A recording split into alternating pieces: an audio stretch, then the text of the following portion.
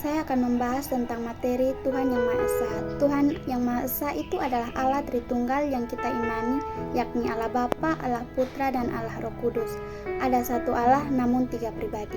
Pada umumnya manusia di dunia ini percaya bahwa alam semesta ini ada dan terpelihara karena adanya pencipta yang maha kuasa yang tidak terbatas itu. Memang tidak bisa kita pungkiri bahwa sampai saat ini masih banyak orang yang mengakui dirinya ateis atau tidak percaya adanya Tuhan. Yang berikut bentuk-bentuk penyembahan yang gaib. Yang pertama, teisme, yaitu orang-orang yang meyakini bahwa Tuhan itu ada, seperti kita sebagai anak-anak Kristen yang percaya dan imani bahwa Tuhan Yesus itu ada walaupun kita tidak bisa melihatnya, tetapi kita bisa merasakan kuasa Tuhan atas kehidupan kita sehari-hari. Yang berikut, monisme, yaitu bentuk penyembahan kepada ilahi atau yang gaib sebagai keberadaan yang tidak pribadi, esensi yang gaib identik pada alam. Yang berikut, non-teisme, bentuk penyembahan kepada yang gaib sebagai kekosongan. Jadi, tidak ada keberadaan atau keyakinan terhadap adanya Tuhan maupun dewa-dewa.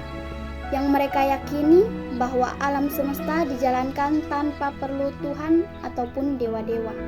Yang berikut, demonisme, suatu bentuk kepercayaan atau penyembahan kepada kuasa yang jahat yang berada di balik alam ini yang dipimpin oleh setan. Yang berikut, keberadaan Tuhan atau menurut agama non-Kristen. Yang pertama, agama primitif, yaitu di mana kebudayaan masyarakat yang masih melekat, di mana yang mereka yakini bahwa segala sesuatu yang ada di alam memiliki roh atau kekuatan spiritual, yaitu yang melekat pada pohon, lembah, gunung, kuburan, atau lain-lainnya. Yang berikut, agama Buddha. Keberadaan Tuhan Yang Maha Esa disebut Sang Yang Adi Buddha adalah kekosongan. Banyak persamaan dengan agama Hindu, misalnya tentang reinkarnasi. Yang berikut, agama Islam. Kepercayaan kepada Tuhan Yang Maha Esa adalah satu inti utama dalam ajaran Islam. Keberadaan Tuhan hampir sama dengan agama Kristen. Yang berikut, pandangan ateisme tentang ketidakbenaran Tuhan atau Allah.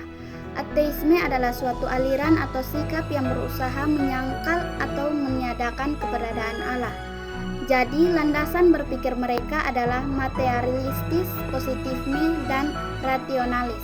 Mereka membuat kemampuan berpikir itu menjadi jaminan kebenaran. Yang berikut, keberadaan dan fungsi Tuhan Yang Maha Esa menurut iman Kristen. Yang pertama, keberadaan Tuhan Allah. Iman Kristen termasuk dalam bentuk penyembahan teisme yang mempercayai dan menyembah Tuhan Allah sebagai pribadi. Di sini pribadi bukan dalam bentuk zat atau material, melainkan roh. Dalam Yohanes 4 ayat 24 mengatakan Allah itu roh. Yang berikut, fungsi Tuhan Allah. Tuhan Allah adalah pencipta segala-galanya, pemelihara, pelindung, dan pembebas. Sebelum manusia diciptakan, Allah terlebih dahulu menciptakan semua yang manusia butuhkan. Ini adalah bukti pemeliharaan Allah atas manusia. Pelindung, pembebas, dan penghukum. Contohnya ketika manusia jatuh di dalam dosa, yang ada dalam Kejadian 3.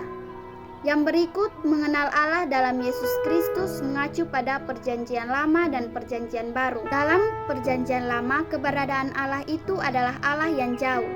Pada zaman Perjanjian Lama, pengampunan dosa melalui kurban yang dipersembahkan melalui iman dalam kemah pertemuan.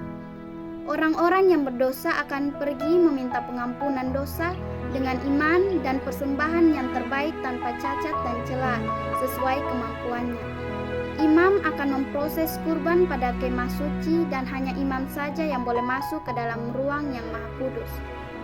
Dalam Perjanjian Baru, keberadaan Allah sudah menjadi Allah yang dekat, yaitu sejak Yesus lahir. Tepatnya sejak Yesus mati di kayu salib. Sejak kematiannya di kayu salib, salah satu tanda yang terjadi adalah tabir bait suci terbelah menjadi dua. Ia menunjukkan bahwa setiap orang boleh datang kepada Tuhan face to face, karena Yesus sebagai pengantara telah menebus dosa bagi siapa yang percaya kepadanya.